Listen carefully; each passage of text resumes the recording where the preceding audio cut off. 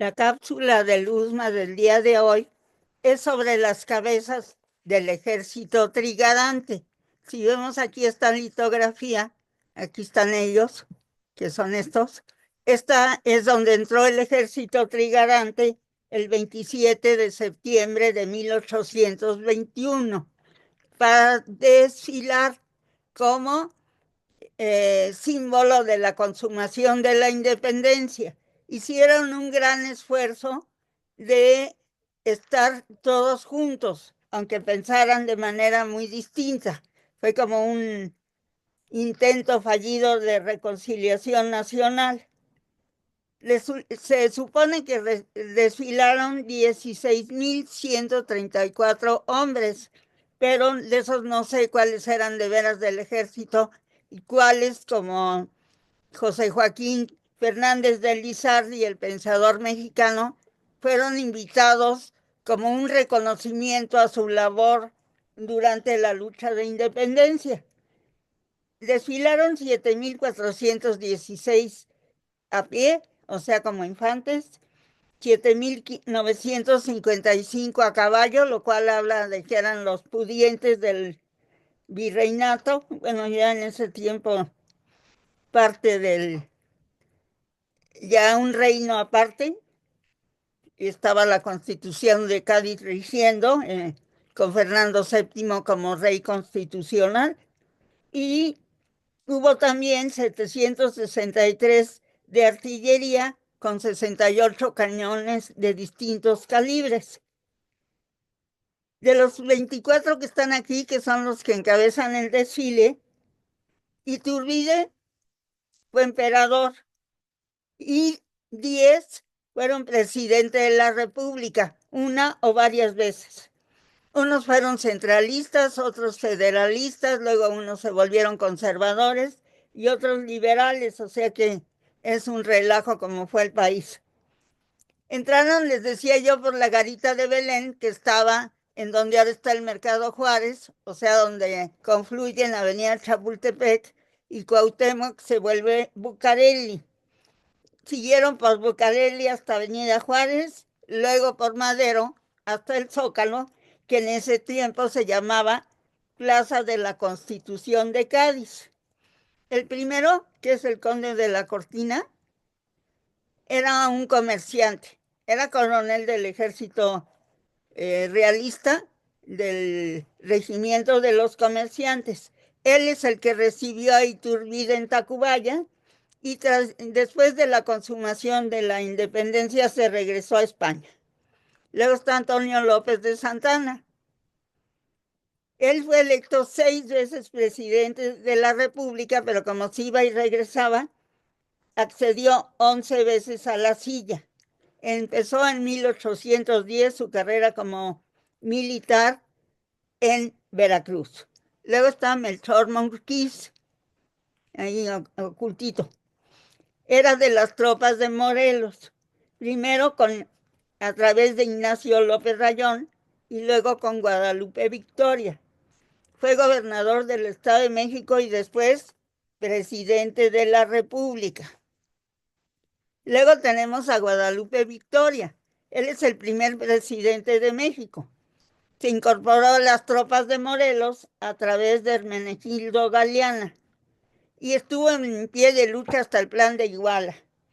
Y fue el primer presidente de la República de 1824 a 29 y de los pocos que terminó su periodo. Luego aquí está un Bravo, pero no se sabe bien si es Casimiro Bravo, que era hermano de Leonardo y tío de Nicolás, que luego lo veremos, o quizá también Miguel, pero como no se sabe si Miguel murió antes, entonces pues nada más es alguien de esa familia. Luego sigue el vasco José Antonio de Echevarri, que era un militar español que participó con Iturbide en la consumación de la independencia. Luego viene Miguel Barragán. Miguel Barragán es descendiente de Moctezuma II por sus papás, pero además se casó con la condesa de Miravalle, también descendiente del Tlatoani mexica. Fue el primer presidente de la República Centralista en 1835, lo cual quiere decir que le tocó enfrentar la independencia de Texas, pero además él presionó mucho para lograr que España reconociera la independencia de México, y a final de año él ya no era presidente, pero finalmente pues ya platicamos que lo lograron. Luego viene Gabriel Valencia, era otro miembro del ejército realista que se fue al Trigarante. Durante la invasión gringa a la Ciudad de México enfrentó al general Scott en la batalla de Padierna, pero se murió hasta el año siguiente y quién sabe por qué. Luego sigue Allende, quizá José Guadalupe, uno de los tres hijos de Ignacio. Uno murió en el camino a Catita de Baján en Coahuila, y este quizás sea uno de los dos sobrevivientes. Se cree que estuvo en la batalla, en el Batallón de la Independencia en la defensa de Churubusco en 1847. Luego sigue Morán, José Morán y del Villar, marqués de Vivanco. Era miembro del ejército realista y se unió a Iturbide y al Trigarante. Apoyó el plan de Casamata, o sea, a Santana. Creó el colegio militar en Perote, Veracruz, y se fue del país, pero regresó para defenderlo en la Guerra de los Pasteles. Y luego, exactamente ahí, fue nombrado ministro de Guerra y Marina por Santana. Luego sigue Miel y Terán, que aquí nomás dice Terán. Bueno, él era insurgente de Miguel Hidalgo y luego de Morelos, y luego continuó la lucha en Veracruz. Trató de tomar Coatzacoalcos cuando llegó un cargamento de armas de la corona, pero fracasó. Luego se unió al plan de Iguala y al Trigarante. Decepcionado de la política, se suicidó en la tumba de Iturbide en 1832. Luego sigue Vicente Filisola. Él era napolitano de nacimiento, acuérdense que era de Aragón, Nápoles. Fue reclutado por el ejército español y enviado a la Nueva España. Se alió con Iturbide, quien lo mandó a Centroamérica a enfrentar a los rebeldes, porque cuando la Capitanía General de Guatemala se unió con México, lo único que logró México fue esa rebelión que le costó mandar a lo mejor de su ejército para nada, pero en fin. Bueno, luego lo mandaron a Texas a impedir la independencia y finalmente defendió a la Ciudad de México en la guerra con Estados Unidos. Luego sigue Mariano Paredes y Arrillaga, miembro del ejército realista. Combatió a los insurgentes, se unió al plan de Iguala, al Trigarante y luego a Santana en el plan de Casamata. Rompió y se reconcilió con Santana varias veces. Era conservador y monárquico. Entonces dio un cuartelazo el 31 de diciembre de 1845 y fue derrocado por otro. Nosotros en la guerra con Estados Unidos, nomás eso faltaba, cambiamos 7 veces de presidente y Estados Unidos no, quién sabe por qué perdimos. Bueno, se levantó en armas contra la firma del Tratado de Guadalupe Hidalgo. Luego está Pedro Celestino Negrete, español, nació en España y murió en Francia. Era un muy cercano colaborador de Iturbide en el ejército y en el plan de Iguala y en el imperio. Pero viendo que no sabía gobernar, lo presionó para que abdicara. Él fue miembro del Supremo Poder Ejecutivo en 1823, o sea, la regencia que se quedó después de que cayera Iturbide. En 1827 participó en la conjura del padre Arenas para restaurar el virreinato. Lo corrieron del país y ya, pues como les digo, se murió en Francia. Luego sigue un asistente que quién sabe quién sea. Luego Agustín de Iturbide. Es miembro del ejército realista, como ya saben, combatió a los insurgentes de la primera parte del movimiento popular y cuando se radicalizaron en España los partidarios de Cádiz y empezaron a expropiar los bienes de la iglesia y eso, entonces aquí le ayudaron a que se levantara para hacer la independencia y él consumó la independencia al frente del ejército trigarante.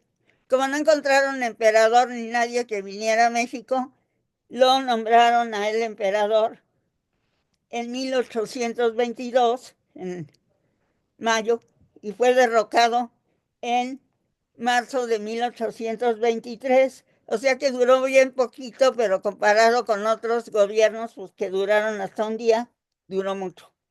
Como regresó para avisar que Fernando VII nos iba a invadir, lo fusilaron. Luego está Anastasio Bustamante. Él era miembro del ejército realista y luego pues se fue con Iturbide, o sea, con esa parte del ejército realista que luego es el trigarante.